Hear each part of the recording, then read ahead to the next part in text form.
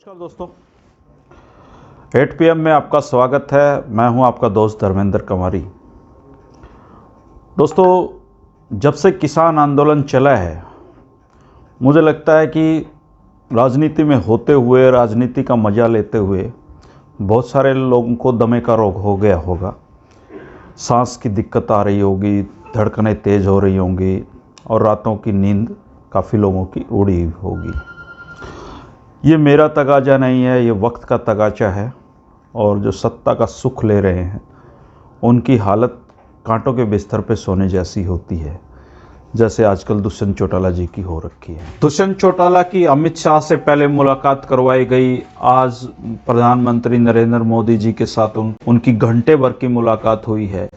प्रधानमंत्री का तो एक एक मिनट, एक एक सेकंड कीमती होता है। ऐसे समय में अमित शाह जी, देश के गृह मंत्री, इतने व्यस्त आदमी, दुष्यंत चौटाला के लिए इतना समय निकाल रहे हैं। प्रधानमंत्री नरेंद्र मोदी जी इस समय निकाल रहे हैं, तो इन सारी बातों के मायने हैं। कुछ ना कुछ चल रहा है, कुछ पक रहा है इसके अंदर।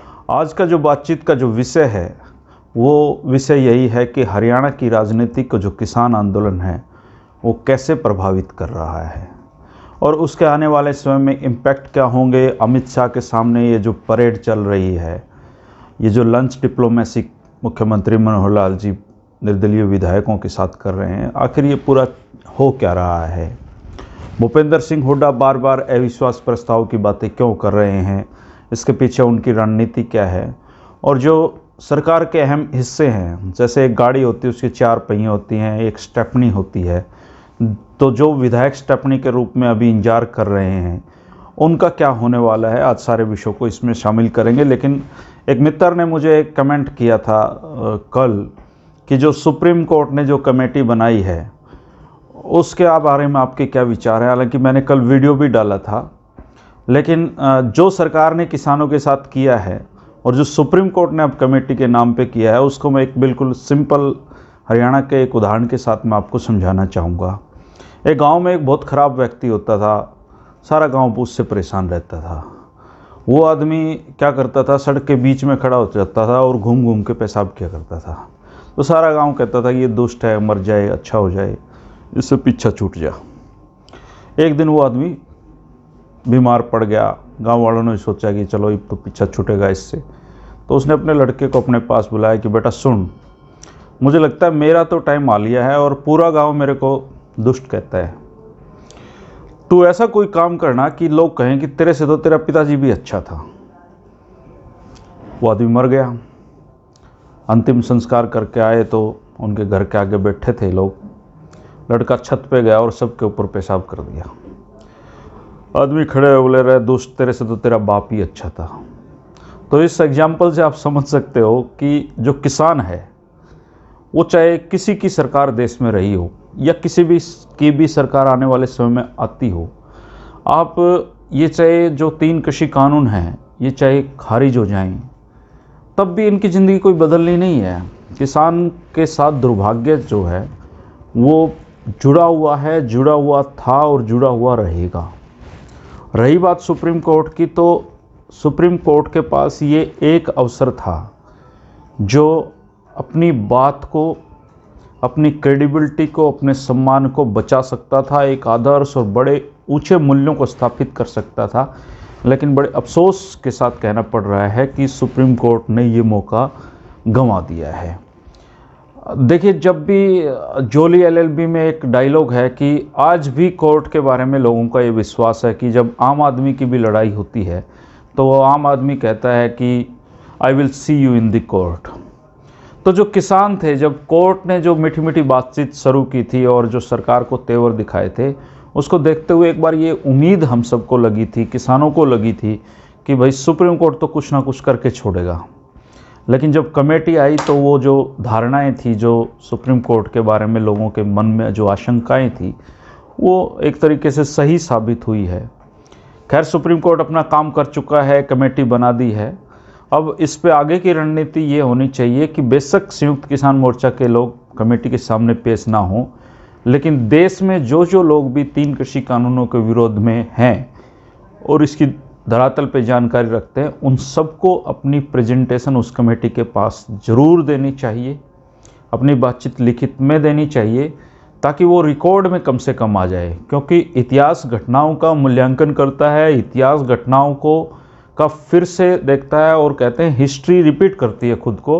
तो जब भी भारत के इतिहास में हिस्ट्री पढ़ी जाएगी, सुनी जाएगी, आगे आने वाले समय में चिंतन होगा, तो इस बात पे लोग चर्चा करेंगे कि उस समय क्या हुआ था। इसलिए प्रेजेंटेशन बहुत ज़रूरी है।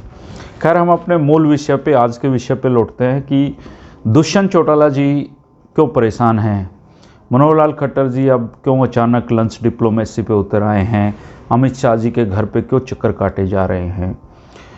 देखिए दोस्तों, जो भारतीय जनता पार्टी है ये अब एक बड़ा मगरमच्छ है, विशाल मगरमच्छ है। और मैं तो कहूँगा कि आज के दिन अगर राजनीति एक समुद्र है तो ये उसका राजा है।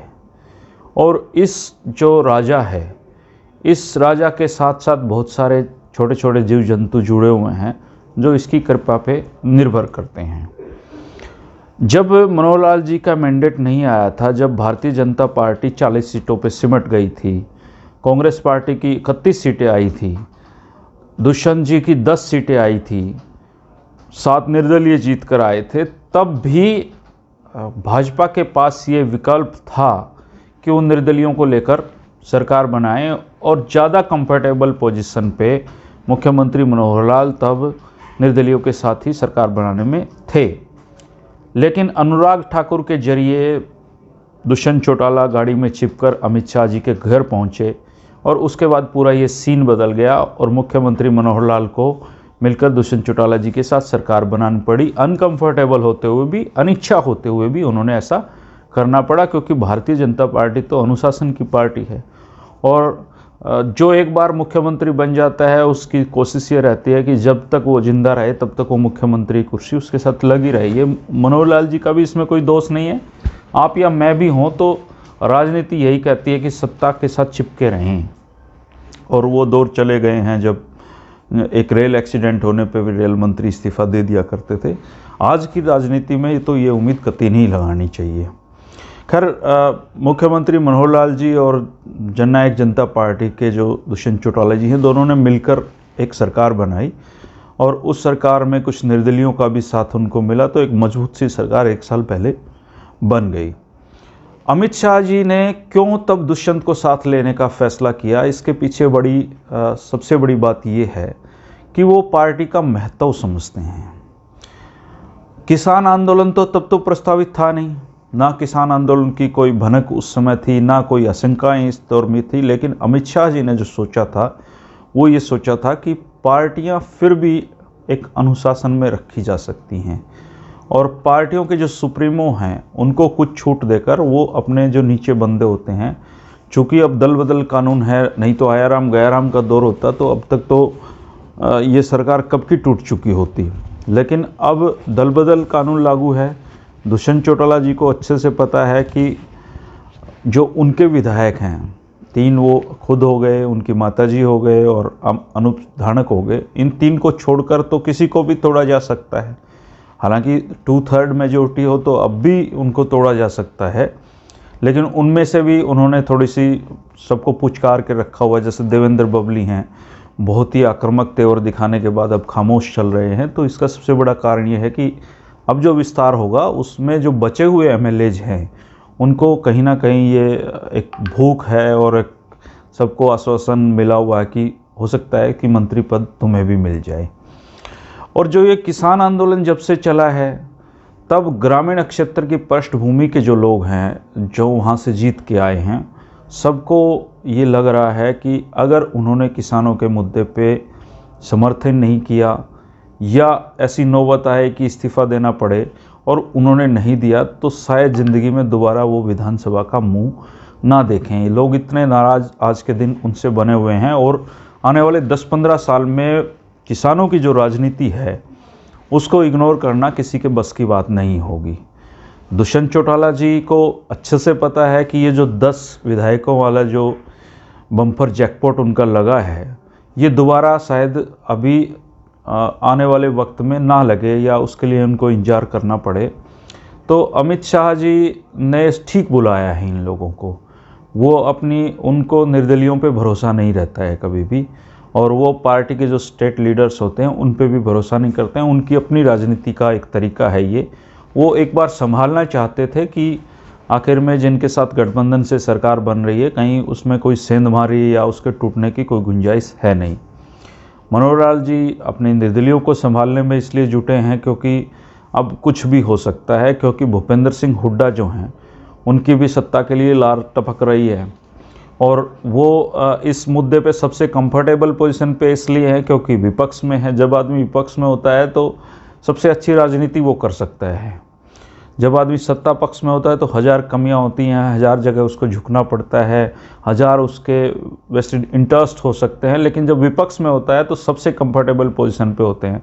वो बार बार राज्यपाल से मिलने का समय मांग रहे हैं कि मुझे मिलने का समय दो, मैं इस सरकार के खिलाफ अविश्वास प्रस्ताव लाना चाहता हूँ। हालांकि इस बात की कम गुंजाइश है कि अविश्वास प्रस्ताव आएगा, क्योंकि राज्यपाल तो सबको पता ही है किसके होते हैं, तो उनको ये मौका नहीं मिला है। लेकिन मिल गया तो सब लोग एक्सपोज हो जाएंगे कि कौन किसानों के साथ है और कौन किसानों के साथ नहीं है। अब जो अगला जो दौर है, अब जो किसान आंदोलन है, ये तो तय हो गया है कि अब लंबा खींचेगा।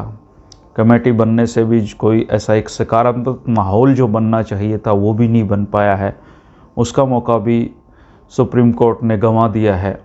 तो किसान आंदोलन तो तय है लंबा चलेगा और इसकी परिणति क्या होगी ये तो वक्त के गर्भ में है। लेकिन इतना तय है कि भारतीय राजनीति में किसान को आने वाले 10-15 साल में किसान उसका सेंटर पॉइंट रहेगा, सेंटर पॉइंट ऑफ अट्रैक्शन रहेगा और किसान भारत की राजनीति को प्रभावित करता रहेगा और स्पेशली हरियाणा और पंजाब की राजनीति को तो अब प्रभावित करेगा ही। रही बात हरियाणा में भी एक क्षेत्र ऐसा है जो आज भी भारतीय जनता पार्टी के साथ दिख रहा है और वो क्षेत्र है दक्षिण हरियाणा। दक्षिण हरियाणा, लेकिन उसका फ़ायदा फ़िलहाल की जो लीडरशिप है भारतीय जनता पार्टी के हरियाणा में, राव इंद्रजीत को छोड़कर किसी को मिलता हुआ दिखाई नहीं दे रहा है, क्योंकि मुख्यमंत्री मनोहर लाल जी का तो वहाँ आधार नहीं है। वहाँ तो जब क्रेडिट लेने की बात आती है तो सारा का सारा राव इंद्रजीत सिंह ले जाते हैं। तो मुख्यमंत्री मनोहर लाल जी की ये जो जीटी रोड बेल्ट है, जो बीजेपी का कहते हैं यहाँ सबसे स्ट्रॉन्ग गढ़ था, वहाँ भी दिक्कतें पैदा हो रही हैं। तो अब ये सरकार को सेफ करने के बाद जो ही भरोसा हो जाएगा कि हमारी सरकार ठीक है, हमारी सरकार को कोई खतरा नहीं है, उस समय ये होगा कि जो भारतीय जनता पार्टी का जो कोर वोटर है, छोटे व्यापारी हैं और छोटे दुकानदार हैं और जो एक जाति विशेष के लोग हैं जो अब इनके साथ प्राचीन समय से जुड़े हुए थे, जो उनको ये पार्टी अब संभालने जा रही है, ताकि Ahirwal plus GT road belt को दोबारा से मजबूत करके एक चीज़ों में जुड़ा रखा जा सके। लेकिन फ़िलहाल ये जो माहौल है यह डर और अनिश्चितता का माहौल है और इस माहौल में जो कैबिनेट का विस्तार है मुझे लगता है अभी नहीं होगा, क्योंकि जो लोग लालची हैं या जिनके मन में अभी ये एक इच्छा है कि मुख्यमंत्री जी मुझे मंत्री पद दे सकते हैं, वो अभी चुप रहेंगे और उनका मुंह बंद रखा जा सकता है। इसलिए आने वाले समय में ये चीज़ें और तेज़ होंगी और ये सारी चीज़ इस पर निर्भर करती हैं कि किसान आंदोलन किस दिशा में किस करवट अब लेगा। अगर ये शांतिपूर्ण तरीके से और लंबा भी खिंचता है तो इनका जो प्रेशर है वो इन पे बढ़ता जाएगा और इस प्रेशर की एक ही काट है कि सरकार को स्थिर रखें। और जब इस तरह की स्थितियां पैदा होती हैं तो करप्शन बहुत चलता है, मतलब करप्शन की अनिवार्य खुराक है सरकार में अनिश्चितता। आप चाहे किसी की भी सरकार गठबंधन की ले लीजिए, अगर अस्थिरता का कहीं माहौल बनता है तो उसमें शामिल जो धड़े हैं वो करप्शन करते हैं और सरकार के सामने चुप रहने के अलावा कोई विकल्प नहीं होगा। और सरकार पूरी तरीके से फ़िलहाल स्थिर है।